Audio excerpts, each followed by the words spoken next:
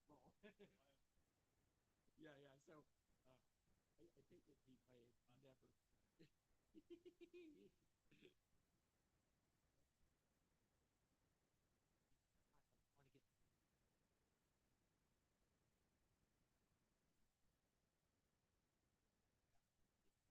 15 minutes.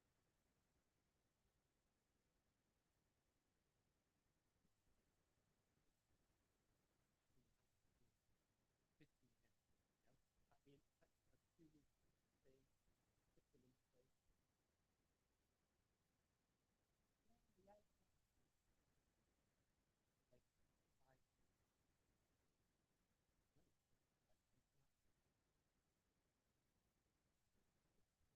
he's not. Um, I don't know how to put it. He's good, but like I would. This is all hand built stuff, all around the house. And he's just, I'll just buy a new gun. I mean, this is just so like my aunt picked it out. She thought I want. He made it.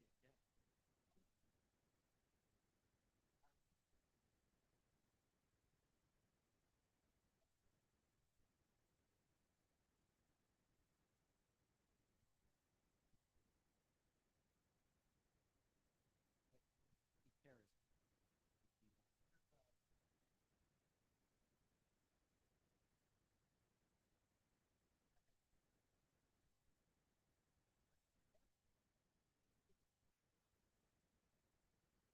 But he cares. He, I can imagine. I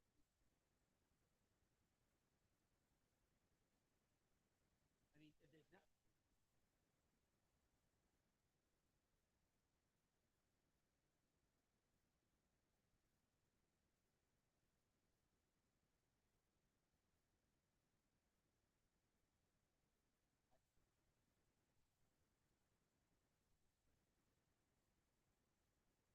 not. Uh,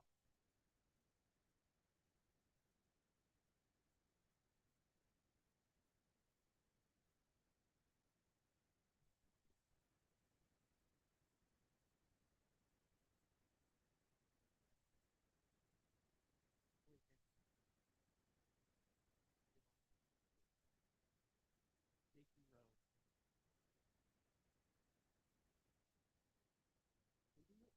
And you know the story? Okay, I can't. I want to think exactly when it was, and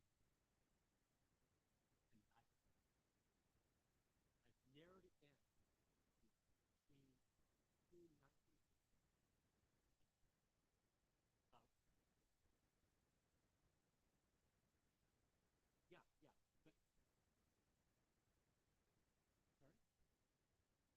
yeah. But sorry, for 9 months. Yeah, precisely because okay, here's what I've got so far. So in like around 19, it used to be the Cotton Road and Station Road, this southeast.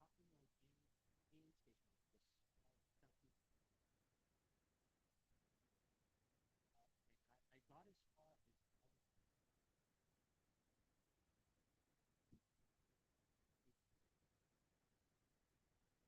yeah, yeah. But so I started reading, and the only way I could narrow down was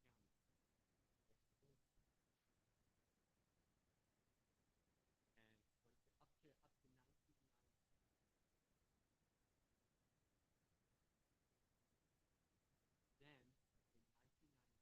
Then in 1994,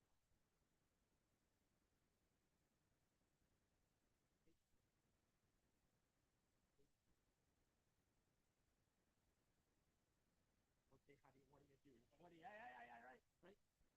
Well, very fortunate, I knew from the map that both Cochrane and Station named, and in 1995, so that Roxbury was applied to Station Road,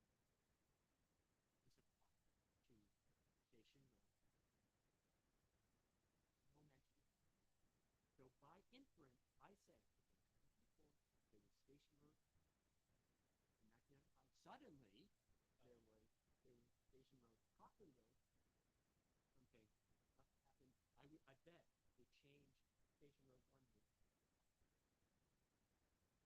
Yeah,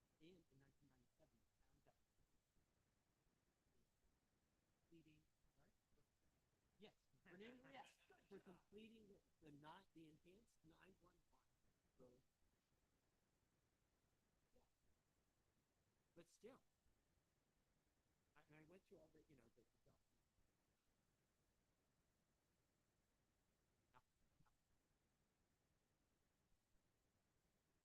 so we have I have no what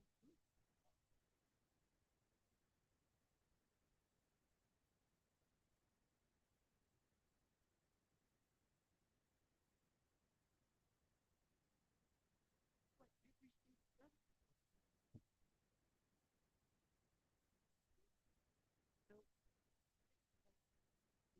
Rayford is anywhere.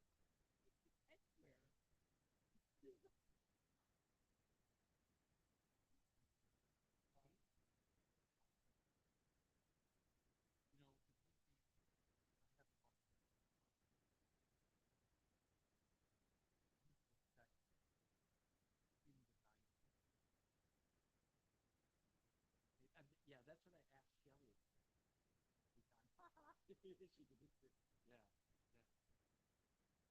I mean, yes. Oh, yeah. I wrote an extensive article. Yeah, I read the spring newsletter for NHS. Yeah, yeah. All of the typically about very national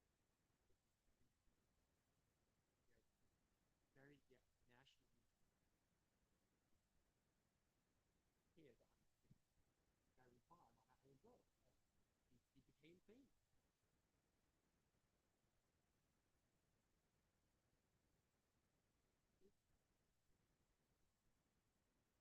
The Marys came here, and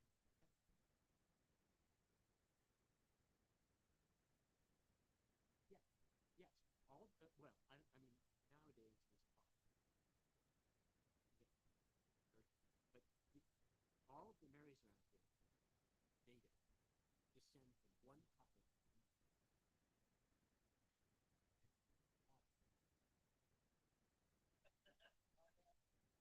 They squatted long enough to eventually get a deed from England. That's fantastic. Yes, for no other reason than we've been here 30 years. Yeah, and the rest is history.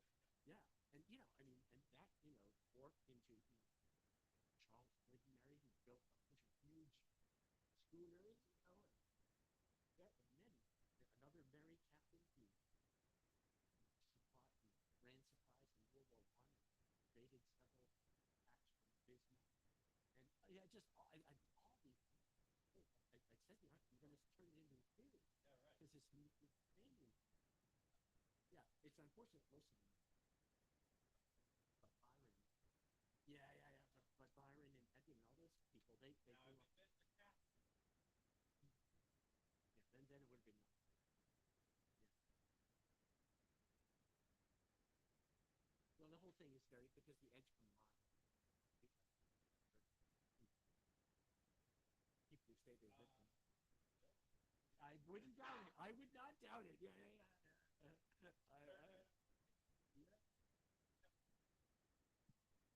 Oh yeah. No, I joke. For me to go home, I have to go through the country, right? Yeah, I'm land, in that circle. And yeah, yeah. Okay, just one more last thing. Somebody just built a house on right on the land, the border of Edgecombe, that straddles both counties. I don't know if the house might even straddle on property. Yeah, just finished. Yeah. You must know about this. It was big. They cleared a bunch of stand.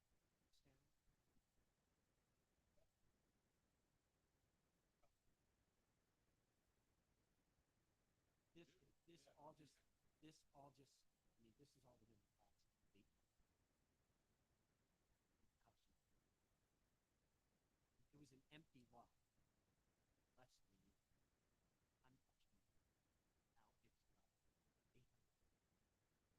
Now it's 800. I looked at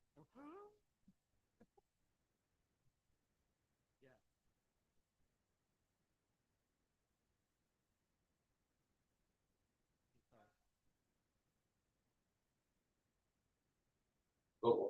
Oh, hey, The time is 6:40 p.m. I'll call the Newcastle Planning Board meeting of September 18th, 2025 to order. Do we have any amendments to the agenda? Anybody?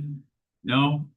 Item number 2, review of the minutes. Do we have a motion on the minutes from our August 21st Planning Board meeting? Move the minutes. Thank you.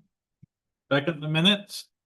Any changes, additions, comments, corrections, etc. to the minutes? Seeing none, all in favor? No, just a side comment to say Yeah. thank you for restoring the sound on the Right. Yes, exactly. That was a problem. Yeah. This meeting was posted with no sound. Yeah. But it's fixed now. Sorry. Got it going.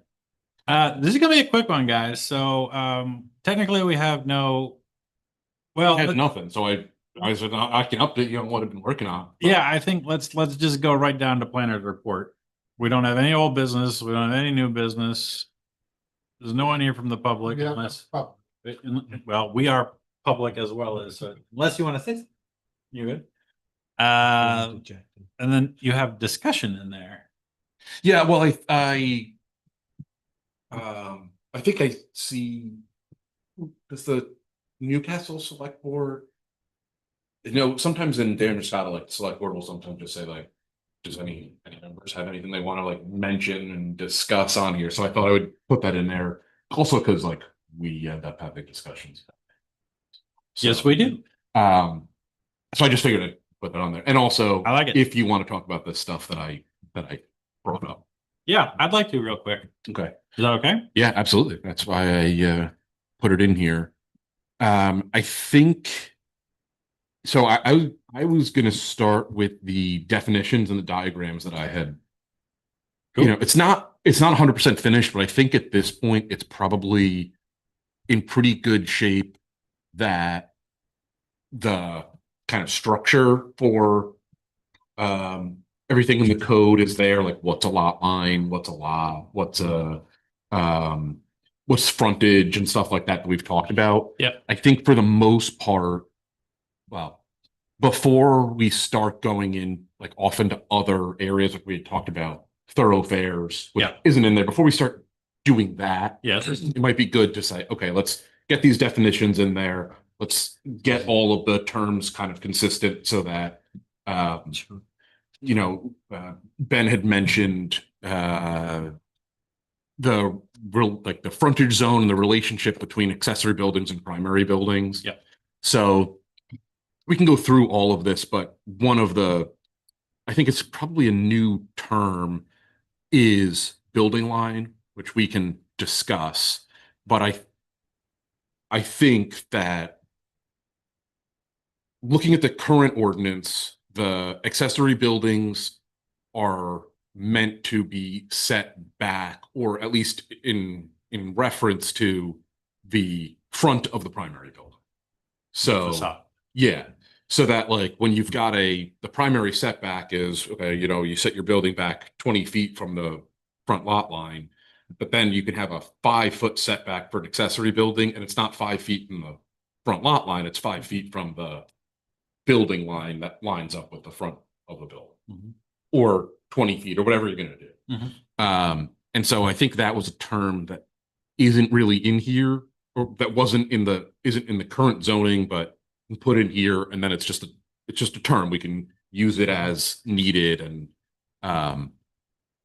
so that's where that's I think probably the last the last real thing in here. I'm happy to go through and we can discuss anything else in those first 1, 2, 3, 4, 5, 5 and 1/3 pages in there, because it talks about primary frontage yards and things like that, which I don't know. Have you guys looked at that, and does that make sense? I mean, we don't need to finalize anything. These all came from discussions several meetings ago before I was on the board, but listening. That's where it started, and then I carried it forward to where it is now. Pretty straightforward. Yeah, and then the last few pages, I think I started going off on some tangents. I figured I would include it, but rights of way. Yeah, I think that kind of for right now, we don't necessarily need it. But when we do get there, some of these things are in here, like rights of way, cleared way, cart. I don't know if cart path, but cleared way is. I think cart path is like the travel way, so some of those might be somewhat relevant for to current definitions, but yeah. Yeah. Yep. Yep. So the only things I had were, and I'm trying to remember if we had, how much of a discussion we had about yards. You mentioned that the term was something that you wanted for something else, possibly. Yeah. I mean, I've got this idea that, eventually, the concept that I've been seeing pop up in a lot of other, codes all over the country, are frontage types where, you have an area between, the edge of the pavement essentially and the facade of the building, and it varies by district, where you can have different types of, frontage treatments. And in an urban area that may look like, so things like fences, terraces, even like stoops and porches and decks on the front of buildings that address the street. In more like neighborhood districts, and then going into more rural districts, that's where you get into like, what is a yard versus what is the field? What is the field versus what is the meadow? What is the meadow versus the pasture? Yeah. You know what I mean? Like we all kind of intuitively know what these things are. Well, and how do you define But it? right, exactly. Yeah. I know So it when I see it. Well, one thing, because you Yeah. had mentioned that, and that's why, and if you, I don't know if there's another term for, to replace yard with, but the way that I came up, that I defined yard is extending from the building line out. And basically right now, I just said, well, I put a note in here. It's like when there's no, when it's not specified, the yard extends from the building to the property line. But we the could, front property. well, the side yard would go from the side Yeah. building line to the side, well, to whatever the next frontage line would be. But you can easily say your yard extends 30 feet. And then that's the yard area, and beyond that's not your yard, basically. Right. I mean, it's still yours, but it would be, maybe then it's field or something. And I wasn't sure which direction you were going in. Yeah. Is there anything that addresses what can and can't be done in the yard?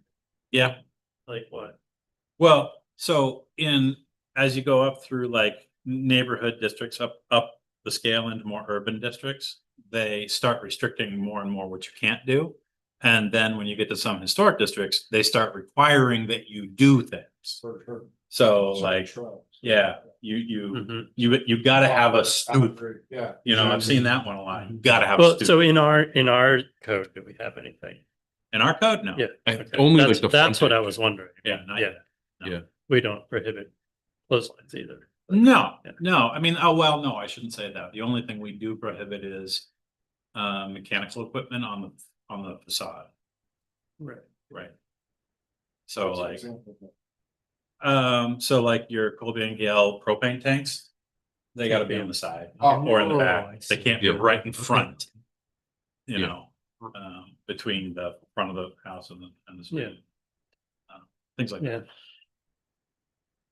No, I mean, it's partly just sort of having a definition so that if the need arises, Mhm. there's something to talk. There's Yeah. language to talk about. Yeah. That's where I think that's where the first, like I said, like 6 pages, I think up to there gives us all of the definitions for the things that we currently use in the word. Mhm. I mean, there's plenty of obviously other definitions, but Mhm. this, at least for like yards and when you're doing site layout, we'll definitely get to more definitions later, but I thought this was a good. Yeah, I don't object to them at all. I think they're fine in laying the groundwork. Yeah. For what we need to talk about. Great start. Yeah, great start. And nice drawings too. Nice Yeah. illustrations, I should Did say. you make them? Thanks. I did make them, and hopefully they're clear. Yeah, Yeah. great. Oh, yeah, yeah. Great. Mhm. That's Is that The- InDesign? Did you have chat that. to it? No, I did in design. Yeah. So The I didn't have a problem with right of way, cleared way and cart path. I have a Yeah. little bit more concern with just because the portion of the right of way which is required to be maintained as a cleared, generally passable corridor free of trees, stumps, and large rock. For what? cleared of those things. Generally passable. It says Or if, what, if by in the what? easement. Right, if- yeah, that's if a- in whatever document it says there must be a cleared way. Mhm. Is that a typical? I think don't we know. have cleared, I think Yeah. there's clear, and we gotta, we have been talking about the roads, driveways and entrance ordinance, and I Yeah. think that And we're that gonna have refers to to a cleared way. do that. Yeah, there's a cleared way, there's the Yeah. traveled way. So I started, and that's Yeah. when I was like, you know what, this is a whole other thing Yeah, that's Mhm. gonna end up being, there's gonna be lots of Yeah. stuff. Yeah. So. Well, do these definitions have historical precedence in some way? I mean, did you get this idea for a cleared way as Yeah, well, from- the cleared way, from some 18th century no, it's, edict or something like that? it's in the ordinance. I have to. It's in our. In the roads, Okay, driveways, okay, all right. entrance, it's at least mentioned. I don't know if there's a definition. Okay. Um, I'm sorry, I don't have that memory. but and there's also terms that like are just kind of out there floating around that Yeah, like common use. when I terms. said cart path, like that's just something that I've heard before, but like depending on like which DOT you talk to and which engineer you talk to or which planner you talk to, like they might call it different things. So And here Does you anybody find- refer to it as a cart path? I don't, that's, I, Box? right. That's, I don't know. And so that's when I started getting to this point where I was like, kind of just like putting some placeholders in, well, I'll find a good term for it. I was like, Carriage. Carriage path. Yeah. well, yeah. Yeah. But I think, and that's where I think like traveled way is probably, well, yeah, traveled way is probably the cart path, but then you get into like, there's lanes, there's shoulder. So, Yeah. but Yeah. we can explore that. also, I mean, so. My objection to cart path was the term cart path. Mhm. My objection to cleared way was it says the portion of the right of way. Mhm. But in reality, it may not be a right of way. It It may just could be a be. way. What's a way that's not a right of way? Just, If you like on my property, I have private road, which is it's a cleared way. It's a way. Mhm. It's not part of or abutting or touching Is the it ju- right of way. Is it just a driveway? It's just no. It's not a No, I driveway. Get someone to a relative's house. Yeah. Well, for that matter, how about a town Yeah, town way. such as or McNeil Point Road? yeah, good point. Well, another one would be like the CMP way. Yeah. where they Yeah, it would be like have- an easement, no? power line right of way? Power line, with train tracks. Well, and that's, So, I mean, all I was saying is like, maybe it shouldn't say right of way if it's cleared way. And maybe it should include sort of like the basic things that we could then reference later in other definitions.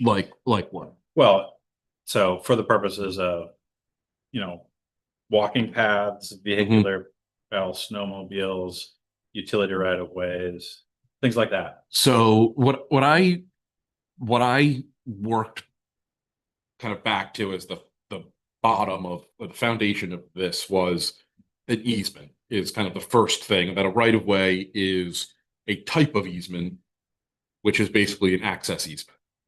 And so like that's if you look at the picture next to easement, it basically is like there are different road. There's a road that falls within that like the properties don't overlap with. There's another road that the properties do overlap onto. Then there's this little one that like is a driveway that's basically like, yes, you're allowed to cross my property here to go to yours. And then there's another little one that is just like in the middle, it doesn't connect with anything, and it's essentially just I was thinking of like cell phone towers, where they're probably going to have an access easement to get to it. Yeah. But basically, like I say, yes, you can use this 20 by 20 square for whatever it is. Yeah. There's all kinds of other easements, right? Like I can sell you like an easement to harvest the timber from my property or fruit from whatever. And so there's all the easements. And so that's kind of where I was like, that's where we're starting from. The right of way is that kind of easement that allows somebody to cross and is also usually defined like this 20-foot wide thing. Because I could also sell you something like an easement that says you're allowed to cross my property. I don't define where, just like you're allowed to go across my property to get to here. Right. I don't say where, but a right of way is kind of like it's a location on the ground that's somewhat defined. Yeah. And I figured that was the broadest type of way, because then don't even be any improvements there. Like you can have an easement, you don't maintain it for whenever. Yeah. And it's just full of trees. It just looks like any other thing. You Sure, wouldn't know it until you see it on paper. And then if we're talking about, then we start talking about improvements. But so that's where I think if you've got a path on your property that connects for your property, for example, which I don't know the specifics of exactly, but I know you've got property and then someone in your family has another piece of property that abuts it. And sounds like you've got some pathway that connects one to the other. Yeah. But is it recorded somewhere? Like, is there an easement? So that's where I'm thinking, like, though that's a whole other thing of those are improvements that maybe to me, I'm like, that's kind of a drive. Like we don't have a whole lot of these things broken out in our ordinance right now. Yeah. But to me, I'm like, that's a driveway. If the driveway moves over there or over there, the town, we don't really care.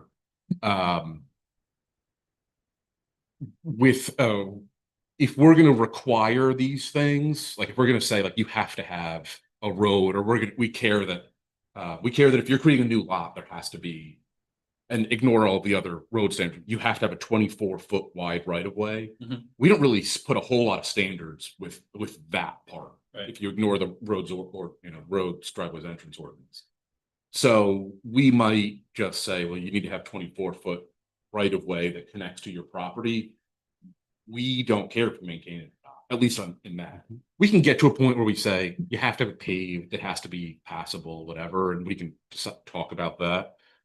But what we really care about is that it's recorded somewhere, that it like exists, not physically, but that it exists literally on paper somewhere. Yeah, so my only sort of thought or potential rebuttal to that is just I don't want there to be a scenario where someone comes in and says, I want to build a path on my property for whatever reason to get to point A to point B. Mhm. It's not going to cross anyone else's property. I don't need to make a legally definable thing. Mhm. But this is what I want to do. And they're told, no, you can't do that because we don't have it's that would allow them to do it. Yeah. But we don't have anything to prohibit them either. So why are they coming to the town office to say they want to do it? I guess it's like, But no, I think that right? I mean, seriously, if there's no ordinance around it at all and it's your land why does the town even have any? So Why does it even matter if they? why does it matter? For me, it matters for clarity. Because while right now we have a very flexible ordinance and we have a select board, a code enforcement officer and a planner who understand how to apply that flexibility appropriately. Without clear definitions for as many things as we possibly can think of. Future board, future planner, a future CEO may say, nope, I'm 180 degrees different. If it's not defined, it's not allowed. Or only these types of things are defined, which means this other one is not defined, so You that's can't not. have the thing that hasn't already been thought of. So in general, the Well, way the law yeah. is written is if the law says that you, if there's no law saying you can't do it, you can, right? Yeah, if it's not illegal, It's not illegal, it's permissible. The problem with the small things like this is who's gonna fight that? I just want to build a path. Look, I want to build a walking trail and I want to be able to let people come in and use it, from the public, because I got a fair amount of property and, I want to make this nice walking trail or whatever. And, it's gonna have 2 parking spots, so there's no parking requirement or anything like that I have to follow the ordinance. But a less, understanding or a more belligerent CEO may say, no, Because we don't have that. we don't have anything in here for paths, so whoever wrote the ordinance must not want you to do that. Well, And then your option is like, Right. well, I can't file a permit because there's no permit. There is passed no for me. permit allowed. So It's then not- there's no way to appeal a non-permittable thing. So there's no path. There's no Yeah. prohibition against it, but that particular officer of the town says if there's no such thing, I'm not gonna allow it. They could make an interpretation that would make it so that the person couldn't do something and wouldn't even have the ability to appeal So their ruling.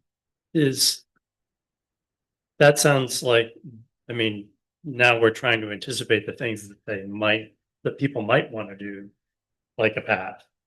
Well, Seems like another alternative would be to say in the town bylaws or in the town administrative, that the code enforcement officer cannot prohibit something that isn't defined Yeah, in the ordinance. no, we can say that, but I mean, That would be do- broader than saying we're gonna define what a path is and allow you to do it. Yes. and I think that is how it's I think that is basically how it works is like if the ordinance doesn't say you're not allowed to do it, That was my Then understanding. you're allowed when we to. Talked about like burying stuff. There's no ordinance Yeah. against it, so you can do it. yeah, We should have one. the But if that's, yeah, the exception to that, and I haven't gone through to like really look at this ordinance to see like how much, but a lot of times form-based codes do use this more, is they basically you make it conditional. So you say like, here's what you're allowed to do. What you're not allowed to do is really big. So you're not allowed to do a lot of things, because then what you can do is say, if you want to do this, you have to do it this way. If you want to do this, you have to do it this way. I don't think that this ordinance really goes like that, goes into the like abuses the conditional approval kind of thing or conditional allowance thing, but it is possible to do what you're saying. But I think the appropriate way to write an ordinance and the defensible way to write an ordinance is you basically say you identify the things you're not allowed to do, and everything else is allowed. But and then I just want to say for what I started down here was from the perspective of when the town is requiring somebody to, if you want to build that, you have to build a road to this standard. That's where my thinking was here, was to start saying, okay, well, if you have a right of way, which is the broadest kind of lowest standard to meet, I would think, for a new lot, well, how much of it do you have to actually have cleared? How much of it do you have to pay? I think when you're talking about basic site improvements, essentially, where it's like it's your property, and if you want to put a path in or that, those are elements that we could require within this right of way, but they don't. If you're doing it on your property, it's kind of like, well, you can put a cart path on your property, and that's not a term, but like I've got it here, so I'm using it. Yeah. You can put a cart path on your property. You can have a cart path not in a right of way. Well, we haven't gotten to that stuff yet. No. But that's kind of, I think, where this was starting, was like that really broad thing of saying, how do we require people to build the right kind of road that would support the development. Sure. So,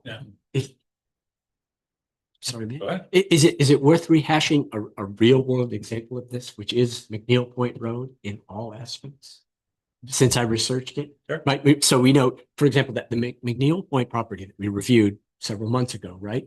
Is locked. It doesn't have frontage on a main road, right? So it's only has frontage on Damascotta Lake. And there are deeds, there's a defined right of way in all of the deeds, the abutting properties that lead to 215, Yeah. so that property can have a road to 215. Yeah. Right.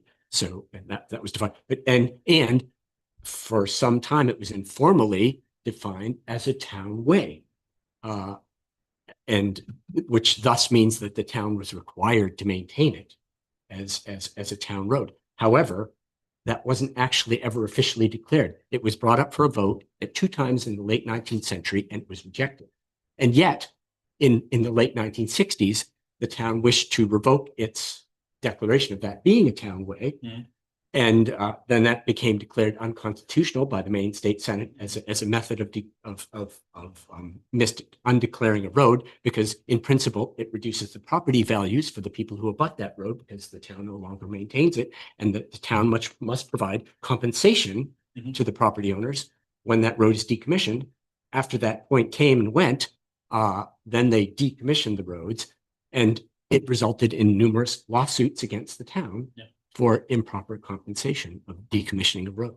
Mhm. So this can all get very complicated. This is real, right? Mhm. And this can all get very yeah. legally complicated. Yeah. In the late 60s, they tried to decommission several roads using that. Gosh, I'm blocking on the name of the definition.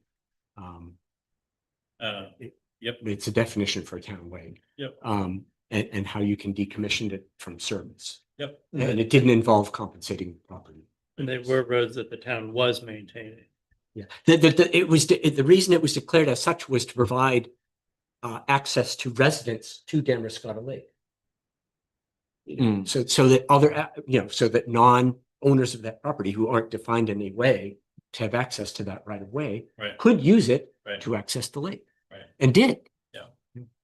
But it was clearly voted down 2 times in the late 19th century, but somehow became informally true. I never uncovered exactly why, but it was enough to the point where the town select board voted to decommission it in the late 60s.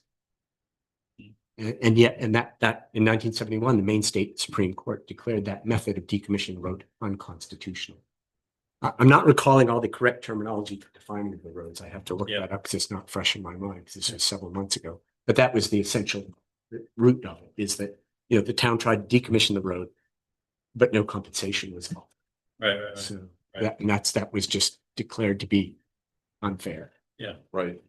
So I'm just saying this all ties into all these things, these Yeah. hypothetical things we've been talking about, And that's and why it's important to define them properly. right. Yeah. And that's it started coming up when we were talking for the definition for frontage, because it's not uncommon around here for people for there to be different types of frontage where your property line ends at the edge of the road, or somewhere there's like a 50-foot gap between the edge of your property at the front and the edge of your across the street neighbor's property at the front. Yeah. But then there's also plenty of places where, and private, well, not always, but sometimes a lot of private roads the properties actually touch each other, and then there is a 50-foot easement across it, and 25% or 25 feet on your property and 25 feet on your neighbor's property. Yeah, that's essentially so- this situation. Yes. Yeah. And so It's that's written into the deeds. yeah. Mhm. And that's where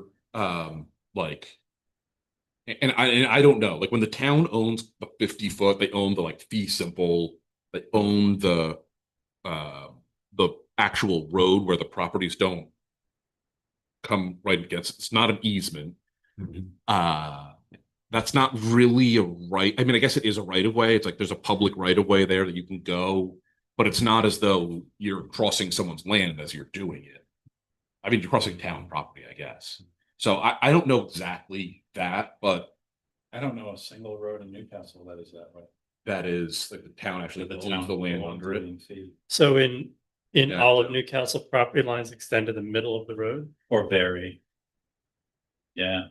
So some are different. Some it's one side of the road, some it's the other side, sometimes it's in the middle.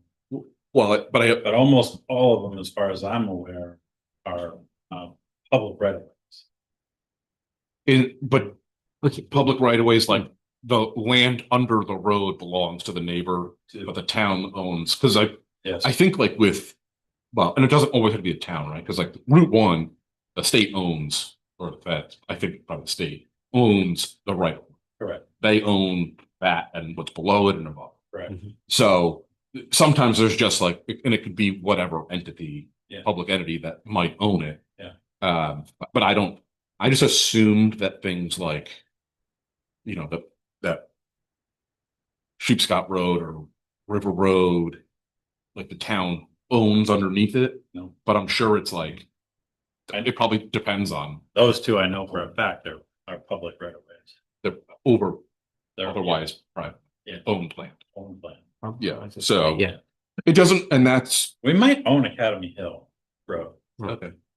Yeah, well, for that matter, right, for example, what about, for example, Station Road, when they repaved that, they significantly widened it, and for example, my property abuts that, and I was told that they can go 30 feet in beyond the edge of the road and do whatever they want.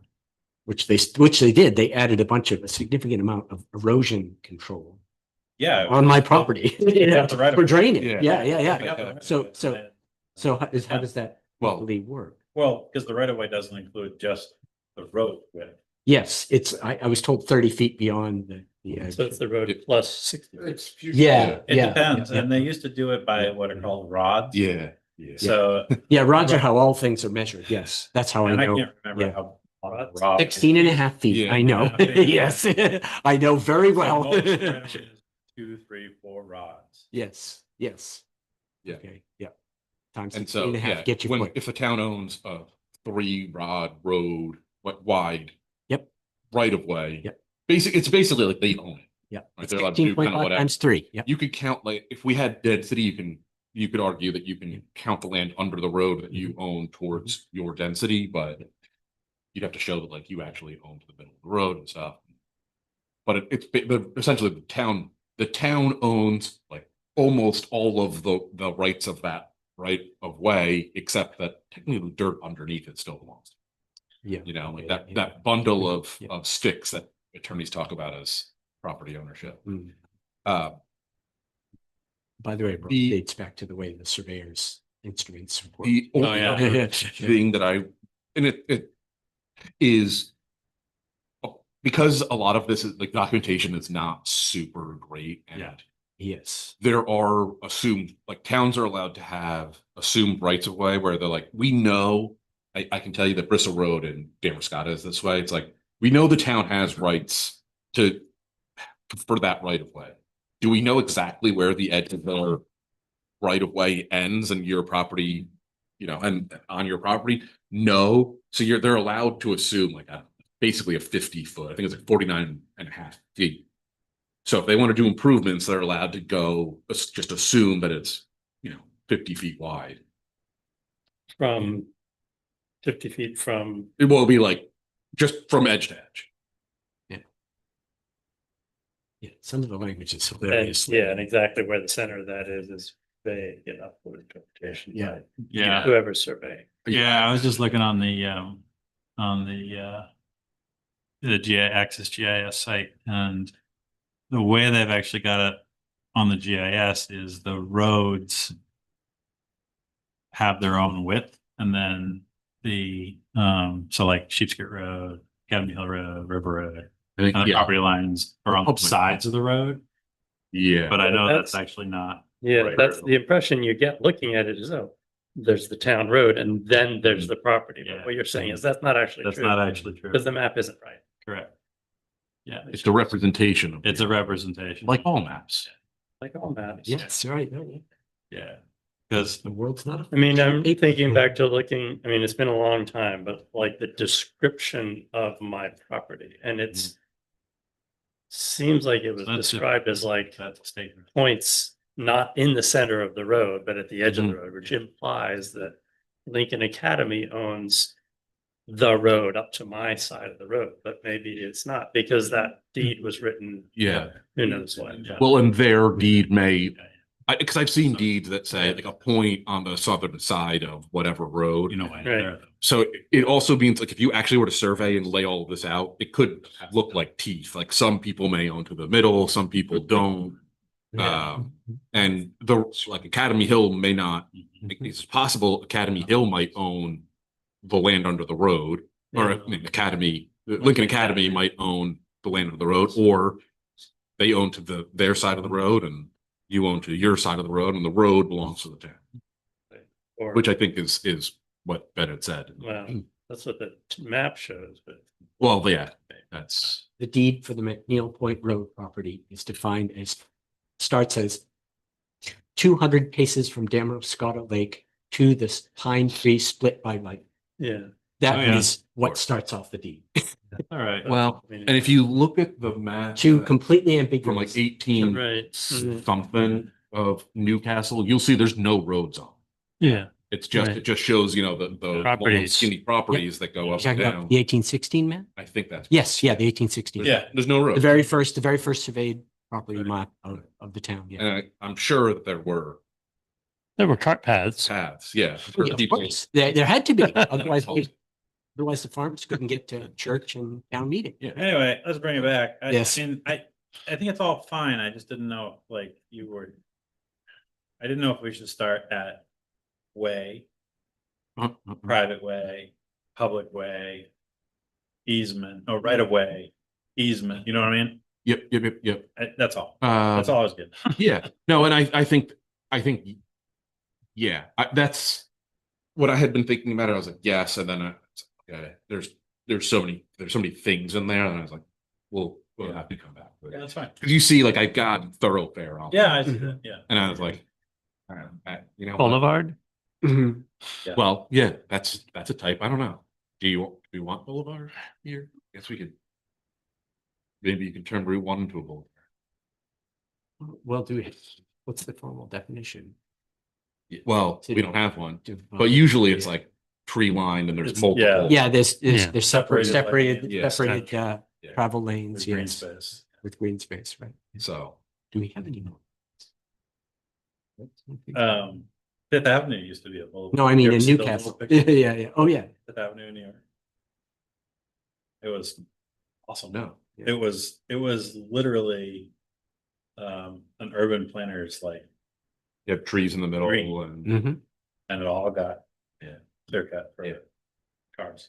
well, it's like Park Avenue too. I mean, but there's still some. They've got like the flower planters in the middle, Is but it- Right, they used to be a lot wider. yes. Was that 70s urban renewal that did that? Yeah. No, It was earlier than that? really good. Okay, yeah. 70s urban renewal destroyed a lot of things. Yeah.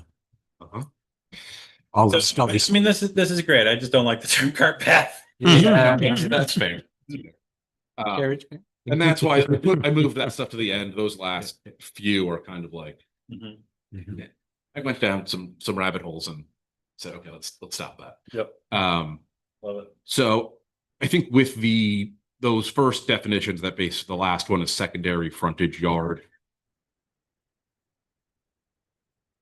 That I'll try and work into this ordinance, see what it would. And try and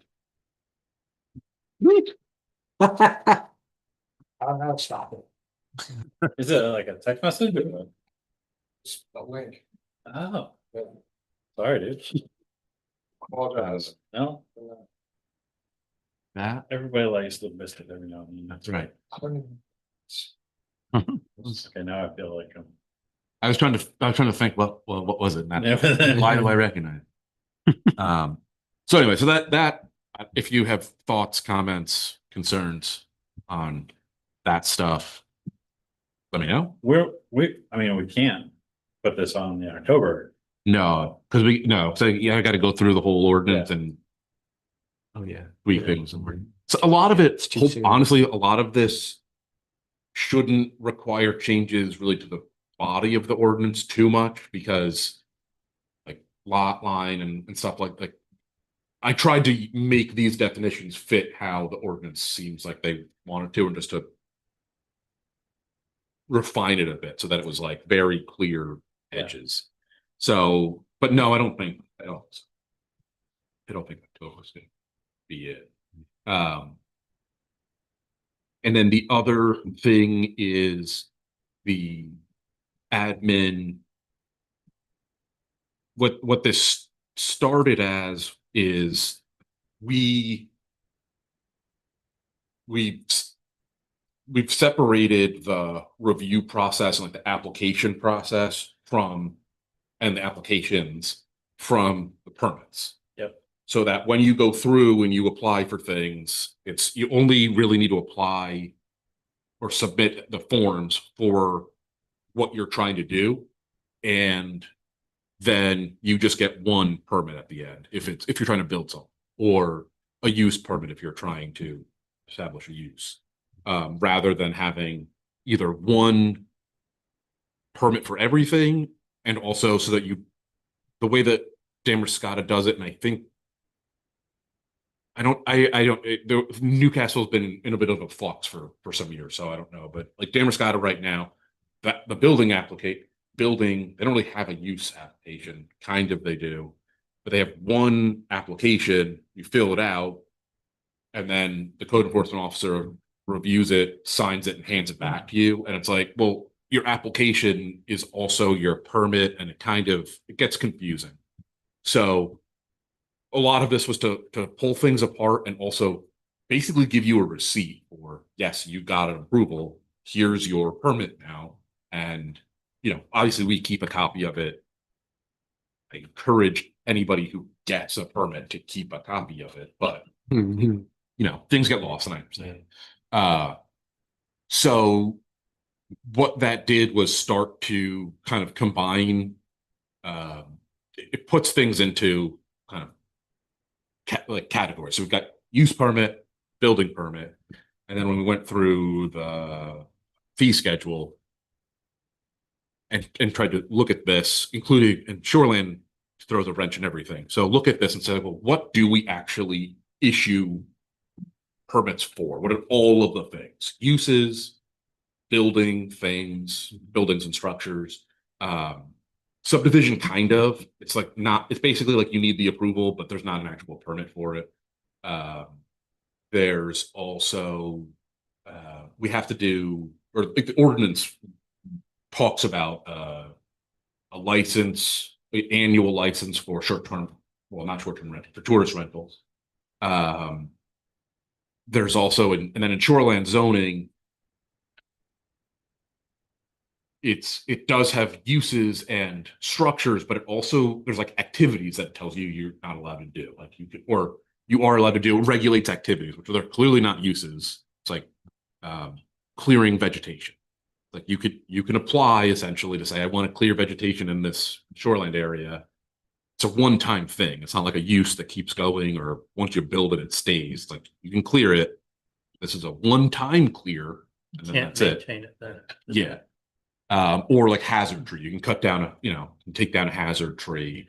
So there are things like that. And then the last thing was signs, which are kind of a separate thing. We could do them under the building permit, but they seem like they're kind of a separate entity. So basically what I am endeavoring to do in the administration section is kind of solidify that structure, that basically a lot of the reviews that have to happen. So like when we talk about small project plan, large project plan, we don't really give you a permit for a small project plan or a large project plan. It's small project plans get reviewed by code enforcement, and there's a certain size that they're allowed to be, or there's certain things that projects up to a certain size are considered small project plans, and code enforcement can review that. Projects above a certain size, considered large project plans, planning board reviews those. And that way you can kind of be somewhat broad with what falls below and above. So everything clearly falls into a category. Because I think right now it's defined in the building tables who reviews the buildings, but then it's also have small and large building plan who reviews them. So there's a little bit of, it's like a little bit redundant or can be conflicting. So if we just make small, large, at least for buildings and structures, we'll be able to do that. And so, but different projects need different reviews. There's also like floodplain that you have to review if you're building something. So, But you don't need a permit for no, but it. It just has to be reviewed. you need a permit to build whatever the thing is that you're building. So that's why I wanted one permit that basically can say, okay, I applied for this permit and it required a small project plan review, floodplain review, shoreland review. And if it's like, okay, great. And that can be that like the planning board has to do the floodplain review maybe, or the shoreland zoning review, but the CEO has to do the small project plan review, and the floodplain review is maybe CEO. And oh, and also there's life safety review, which has been kind of getting overlooked a lot. And I want to make sure we get that in. When does it? Who does it? What are we actually reviewing it for? So that all of that can happen consistently, doesn't matter if the planning board reviews it first and then the code enforcement reviews it. It's like, great, that's fine as long as all of the reviews happen. You need to get those reviews done, and then the CEO, everything comes back to the CEO and they can say, oh, look, you got all of your, well, not, oh, what a coincidence, you got it all, but it's all been done. Yes, I can check those boxes and here's your permit. You could do it. So that's what a lot of this is. In doing so, it's become and that's why I only gave you the first couple pages, because it's like really long. Yeah. Which is a little bit because as I was writing it, there's like parts that were redundant, and so I need to recollapse it down. Mm-hmm. A lot of this is like what's in, really it's supposed to just be what is in the ordinance now, adjusted so that it fits what I was just describing. But it also has kind of shown that like I'm trying to use this, like everything's got a purpose, everything's got an applicability, everything's got an authority, like who's able to do this review or issue this or whatever it is. But everything should have that kind of that structure. So you can go through and say like, oh, well, what is a small project plan review for? What is a shoreline zoning review for? The shoreline zoning thing, it follows it, but a lot of it is just like, look at the shoreline zoning ordinance for who the authority is. So that's why, like I said, I gave you the outline. It's probably going to change a lot because like I said, I really I want to condense it down so that it is thorough and complete, but as wieldy as possible, because right now it's like 50 pages and some of it's just was formatting, but it's like 50 pages. Yeah, just to clarify, this is a complete revision of the administrative section of the code, yes? Yeah, well, yes, right now it Restructuring, is, yes. but a lot of the content is from there. Like I'm copying and The pasting core a content lot. and the core requirements are still the same, but Yeah, right. description of the procedures is being. Is that, I want to put this in terms that I can understand. Yeah. I think yes, it's trying to put it into the structure that we're basically doing right now. Which, Okay, better describing the structure that we already have. I think so. Okay, I think so. That's my intention. what I'm trying to understand is happening. Yes, I don't want to change any, like, what people are allowed to do should not change. Who is reviewing it shouldn't change too much. It should just be clarified a bit. And then the requirements of what has to get reviewed shouldn't change either. It really is, I'm trying to make it clear, like the things that like, okay, if there's a kind of a break where I'm like, okay, well, we essentially had to make up a short-term tourist rental license. It's like it's referenced in the ordinance, but there's not anywhere that says like, here's what a tourist rental license is. So we had to kind of make it, And now I'm just trying to say, like, here's what a tourist rent is. So there's some stuff that is new, but it's not because me or we're trying to make a new thing. It's because like, oh, well, this is necessary to make the logic work, to make it work. We're making it, So we're helping it to conform with. yeah. actual- So what I would like to do, what my imagination with all of this is, I'm trying to pull the structure, expand the structure so we can fit all this stuff in here, lapse it back down as much as possible, and then bring back to you this reorganized admin with showing like, here's the stuff that is either word for word just brought over, or is the intention is supposed to be the same and it might just have, tweaked language. And then here's the stuff that is, that we had to fill in. But I'm trying to also bring, like I said, that whole purpose, applicability, authority, standards Mm. to each, to like the To use everything. permits, building permits, so small project, large project, so all of those kind of fit in. So if you look at this, you'll see like use permits, like a base use is just what the uses that are permitted. CEO review. I didn't have, because if you look at in the current ordinance, it just says use, Yep. so it came up with some of those. This does read very clearly. Good. I That's like it. Yeah. so. But I was looking back at the old document and it doesn't, you're doing a lot, Well, you're making a lot of changes here. Yeah, well, and there's also like if you look under building permit review, you'll see like now there's shoreline structure, demolition of historic asset, which was already kind of in there, but road. So I tried to also put all of the things so that this really can become the core. If you want to know what you're doing, you open up the core zoning code, and it'll tell you like, oh, you want a building permit? Well, here's when shoreline zoning is applicable, at least generally, because I don't want to take that authority away from the shoreline zoning ordinance. But, so I like with subdivision, I put in there, like if you create 3 or more lots within 5 years, as defined by the state statute, because that whole thing is like, it's just too much to put in, but it basically is just saying, here's what it is as defined by.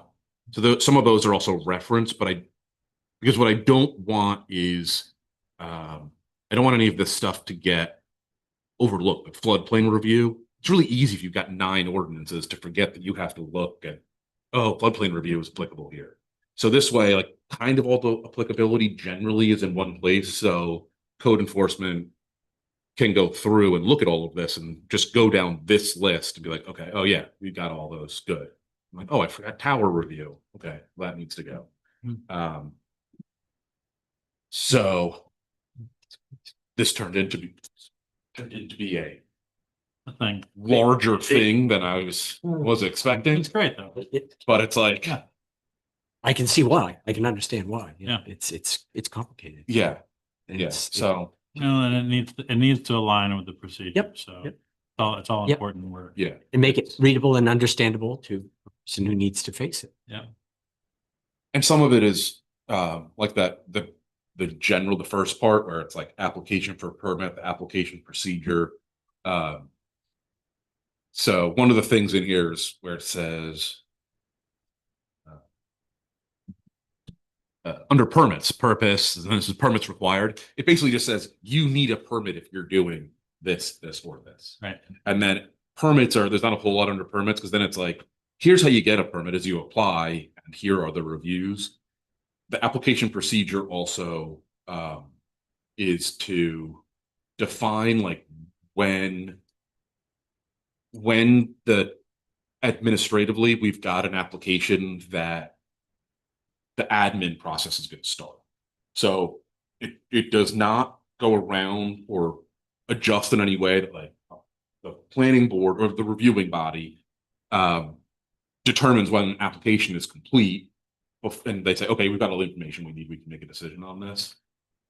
So it doesn't change that, but it does have like, I think I call it a complete submission, which is well, now that the office has your complete application, we'll go ahead and schedule the meeting, put the public notice out that we're gonna have a public hearing. We can kind of start the ball rolling so that somebody doesn't have to come to the planning board.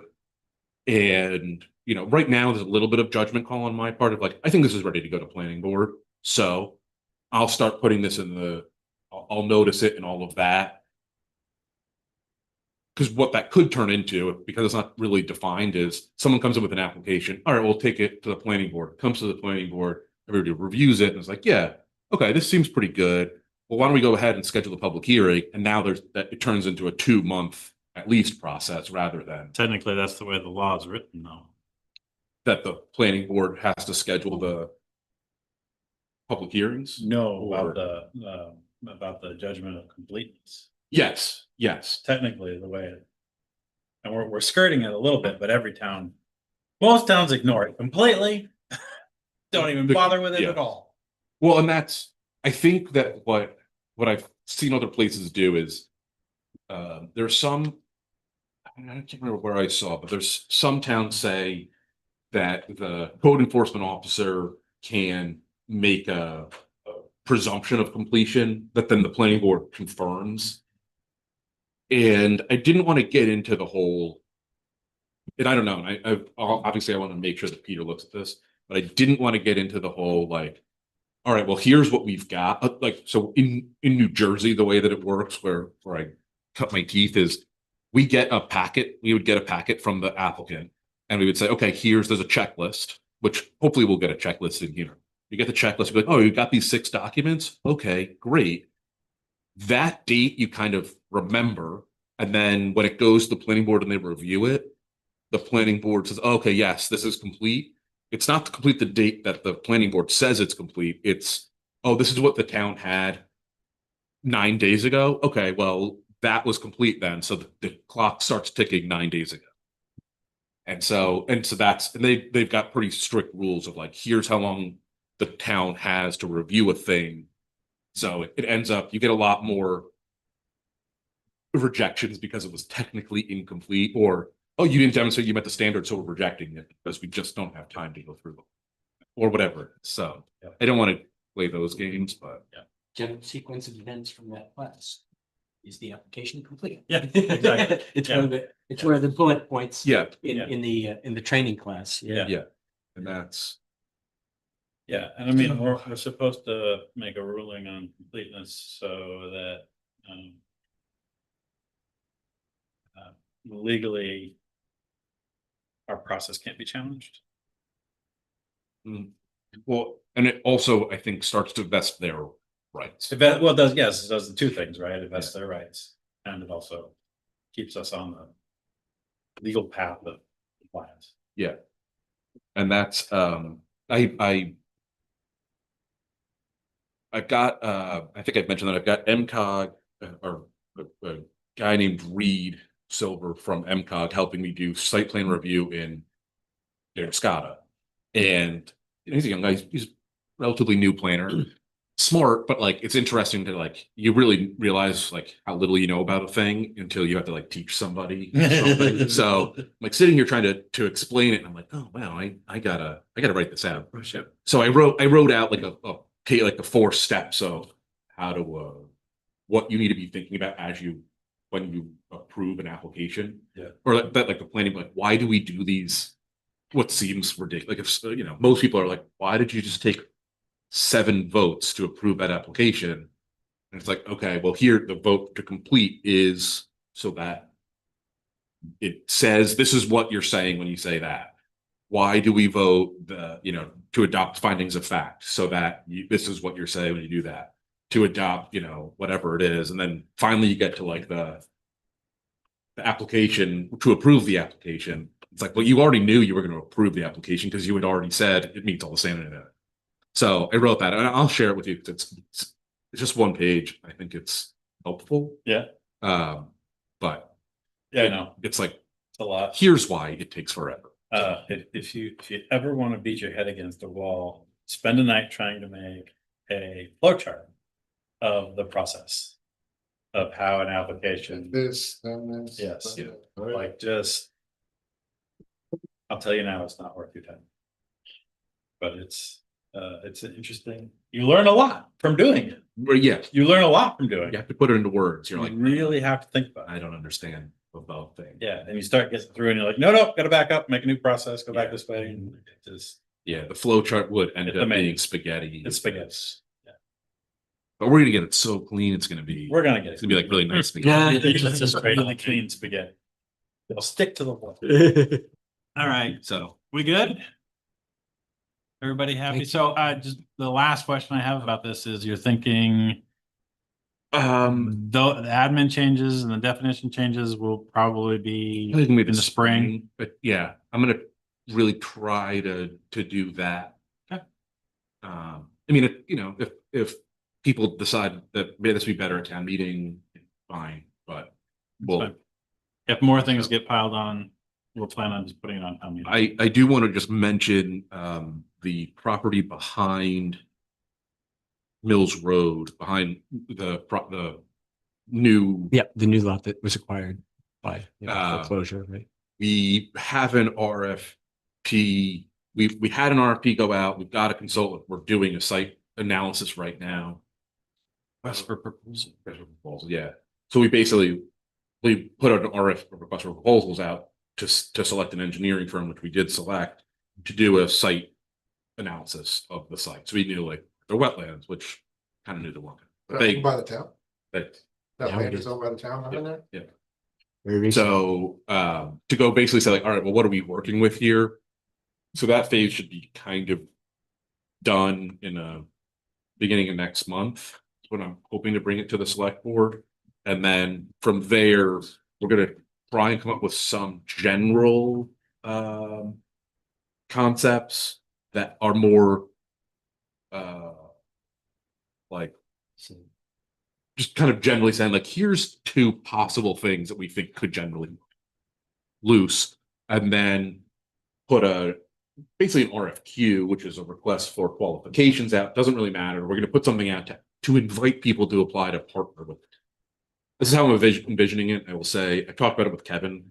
The select board has not really kind of seen all the details of it, but basically say, hey, are there any developers that would be willing to partner with the town? The town's not a developer, to develop this site, and here's all the things that we want to do with it. Who can provide as many of those things? We know we want housing, maybe we want open space, maybe we want daycare. I mean, who knows what it's going to be? That's what we have to decide, and then see if we can build it. What are the terms going to be for leasing the land, selling the land, whatever it's going to be. So that's happening. That's moving forward, and as I get a little more clarity, I'll certainly share with the select board and keep you all updated. But I think we've got a pretty good idea of how to do it. As I was just down at Genesis Fund had a tent party, but it was, Genesis Fund is like they do technical assistance and gap financing and stuff like that. So I was like, great, this is who's going to help us, because it's not just like finding a developer that's going to do it. It's also how, even if they want to, how's this get paid for? So this is Acorn Engineering. That's yes, who we're working with. Right? Yeah. So